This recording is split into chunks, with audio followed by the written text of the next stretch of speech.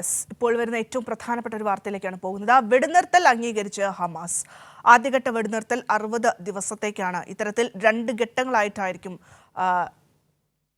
വെടിനിർത്തൽ ഉണ്ടാവുക എന്നും പറയുന്നുണ്ട്. ഒപ്പം ബന്ദികളെ മോചിപ്പിക്കുന്ന കാര്യത്തിലും ഒരു ധാരണയായിരിക്കുന്നു എന്നുള്ളതാണ് ഇതിലെ ഏറ്റവും പ്രധാനപ്പെട്ട ഒരു കാര്യം.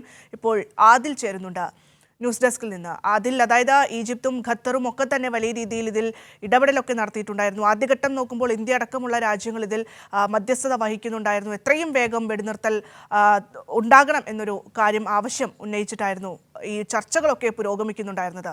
ഏറ്റവും ഒടുവിൽ ഇപ്പോൾ പുറത്തു വരുമ്പോൾ ഹമാസ് ഇത്തരത്തിൽ വെടിനിർത്തലിന് അംഗീകാരം നൽകിയിരിക്കുന്നു എന്നൊരു സൂചന നമുക്ക് ലഭിക്കുന്നുണ്ട്. ഒപ്പം ബന്ദികളുടെ ഒരു മോചനവുമായി ബന്ധപ്പെട്ട് എങ്ങനെയൊക്കെയാണ് ഒരു സമഗ്ര വിവരങ്ങൾ?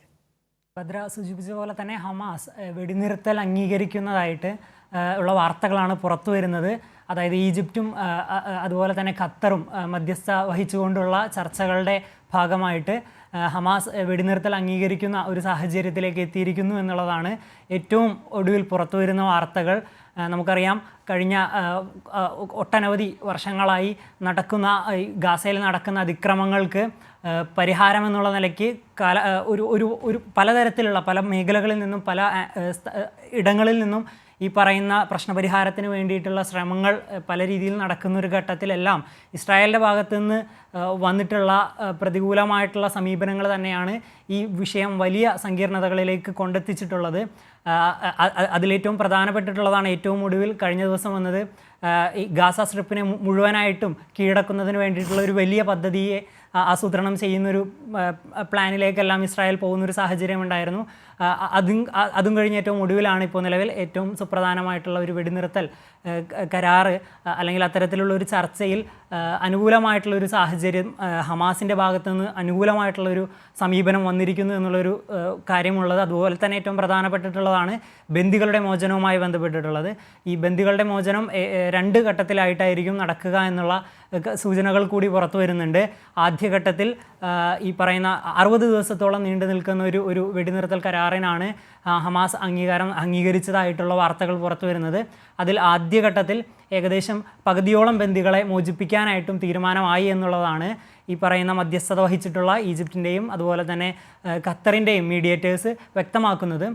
2ാം ഘട്ടത്തിലായിരിക്കും ബാക്കിയുള്ള ബന്ദികളെ കൂടി മോചിപ്പിക്കുന്ന ഒരു സാഹചര്യം ഉണ്ടാകുന്നത്. നമുക്കറിയാം, ഒക്ടോബർ 7 നടന്നിട്ടുള്ള വലിയ ആക്രമണത്തിന് ശേഷം ഏകദേശം 280-നടുത്ത് ഹോസ്റ്റേജുകൾ, ഇസ്രായേലി ഹോസ്റ്റേജുകൾ ഹമാസിൻ്റെ പക്ഷമുണ്ടായിരുന്നു. ഇതിൽ ഏകദേശം 48ഓളം ബന്ദികളാണ് നിലവിൽ ഹമാസിൻ്റെ കീഴിലുള്ളത്. അതിൽ ബഹുഭൂരിപക്ഷം, അതായത് ഏകദേശം ഒരു 20ഓളം ഇസ്രായേലി മിലിറ്ററി ഉദ്യോഗസ്ഥരുണ്ട് എന്നുള്ളതാണ് മനസ്സിലാക്കുന്നത്. അപ്പോൾ ഇവരുടെ മോചനവുമായി ബന്ധപ്പെട്ടിട്ടുള്ള വലിയ ചർച്ചകൾ അല്ലെങ്കിൽ വലിയ പ്രക്ഷോഭങ്ങൾ ഇസ്രായേലിൽ കഴിഞ്ഞ ദിവസങ്ങളിൽ നടക്കുന്നതായിട്ട് നമ്മൾ കണ്ടതാണ്. വലിയ നാഷണൽ വൈഡ് പ്രൊട്ടസ്റ്റുകളെല്ലാം ഈ ബന്ദികളുടെ കുടുംബാംഗങ്ങളും മറ്റു ഈ പറയുന്ന യുദ്ധത്തിനെതിരെ ശബ്ദമുയർത്തുന്ന ജനങ്ങളും ആകമാനം പ്രതിഷേധവുമായിട്ട് രംഗത്ത് വരുന്നൊരു സാഹചര്യം ഉണ്ടായിരുന്നു. അതിൻ്റെ തുടർച്ചയിലാണ് നമുക്ക് ഇത്തരത്തിൽ വളരെ ആശ്വാസകരമായിട്ടുള്ള ഒരു വാർത്ത കൂടെ പുറത്തു വരുന്നത്. നിലവിലെ സാഹചര്യത്തിൽ ഹമാസിൻ്റെ ഭാഗത്തു നിന്ന് അനുകൂലമായിട്ടുള്ള, അതായത് വെടിനിർത്തൽ അംഗീകരിച്ചുകൊണ്ടുള്ള വളരെ അനുകൂലമായിട്ടുള്ള ഒരു പ്രതികരണം വരുന്നു എന്നുള്ളൊരു വാർത്ത കേൾക്കുമ്പോൾ തന്നെയും ഇസ്രായേലിൻ്റെ ഭാഗത്തു നിന്ന് നിലവിൽ ഒരു തരത്തിലുള്ള പ്രതികരണവും ഉണ്ടായിട്ടില്ല എന്നുള്ളത് പ്രധാനപ്പെട്ടത് തന്നെയാണ്. അതുപോലെ ഏറ്റവും പ്രധാനപ്പെട്ടിട്ടുള്ളതാണ് കഴിഞ്ഞ ദിവസം ഡൊണാൾഡ് ട്രംപിൻ്റെ ഭാഗത്തു നിന്ന് വന്നിരുന്നൊരു പ്രസ്താവനയുണ്ടായിരുന്നു. അതായത് ഹമാസിൻ്റെ തകർച്ച ഉണ്ടായാൽ മാത്രമാണ് ഈ പറയുന്ന ബന്ദിമോചനം പൂർണ്ണമായിട്ടും സാധ്യമാവുകയുള്ളൂ, അതുകൊണ്ട് ഹമാസിനെ തകർക്കുന്നത് വരെ യുദ്ധം തുടരും എന്നുള്ള നിലയ്ക്കുള്ള ഒരു പ്രസ്താവന ട്രംപിൻ്റെ ഭാഗത്തു നിന്ന് വന്നിരുന്നു. അതിന് സമാനമായിട്ടുള്ള ഒരു പ്രസ്താവന 2 ആഴ്ച മുൻപ് നെതന്യാഹുവിൻ്റെ ഭാഗത്തു നിന്നും വന്നിരുന്നു. ഞാൻ നേരത്തെ സൂചിപ്പിച്ച പോലെ തന്നെ ഈ 2 ആഴ്ചകൾക്ക് മുൻപ് തന്നെയാണ് ഈ ഇസ്രായേലിൻ്റെ ഈ പറയുന്ന സമിതി ഈ ഗാസ സ്ട്രിപ്പ് ഒന്നടങ്കം പിടിച്ചെടുക്കുന്നതിന് വേണ്ടിയിട്ടുള്ള ഒരു സമഗ്രമായിട്ടുള്ള പദ്ധതി, ഒരു കർമ്മ പദ്ധതി ആസൂത്രണം ചെയ്ത് നടപ്പിലാക്കുന്നതിന് വേണ്ടിയിട്ടുള്ള തയ്യാറെടുപ്പുകളുമായി മുന്നോട്ട് പോകുന്നൊരു സാഹചര്യം ഉണ്ടായിരുന്നു. അതിൻ്റെ ഭാഗമായിട്ട് ഇവരെ പ്രധാനമായിട്ടും പറഞ്ഞിരുന്ന 5 പ്രധാന എയിമുകൾ, ലക്ഷ്യങ്ങളെന്ന് പറയുന്നത് 1 ഈ ബന്ദികളെ മോചിപ്പിക്കുക എന്നുള്ളതാണ്. 2 ഗാസ മുനമ്പിനെ സായുധവൽക്കരിക്കുക എന്ന് പറയുന്നതാണ്. 3 ഗാസ മുനമ്പിൻ്റെ കൺട്രോൾ കംപ്ലീറ്റ് ആയിട്ട് ഇസ്രായേൽ മിലിറ്ററിയുടെ കീഴിലേക്ക് കൊണ്ടുവരിക എന്നുള്ളതാണ്. ഇതിലേറ്റവും പ്രധാനപ്പെട്ടിട്ടുള്ളതാണ് ഹമാസും ഈ പറയുന്ന വെസ്റ്റ് ബാങ്ക് ഭരിക്കുന്ന പലസ്തീനിയൻ അതോറിറ്റിയും അല്ലാതെ ഇവരെ രണ്ടുപേരെയും നിഷ്കാസനം ചെയ്തുകൊണ്ട് മറ്റൊരു ഭരണകൂട സംവിധാനത്തെ ഈ പറയുന്ന ഗാസ മുനമ്പിൻ്റെ ഉത്തരവാദിത്തം ഏൽപ്പിക്കുക എന്ന് പറയുന്ന വലിയൊരു കർമ്മ പദ്ധതിക്ക് ഇസ്രായേൽ കഴിഞ്ഞ ദിവസമാണ് തീരുമാനമെടുക്കുന്ന, അല്ലെങ്കിൽ അത്തരത്തിലുള്ളൊരു പദ്ധതിയുമായിട്ട് മുന്നോട്ട് പോകുന്നതിന് വേണ്ടിയിട്ടുള്ള തീരുമാനങ്ങളുമായി രംഗത്ത് വരുന്ന ഒരു സാഹചര്യം ഉണ്ടായിരുന്നു.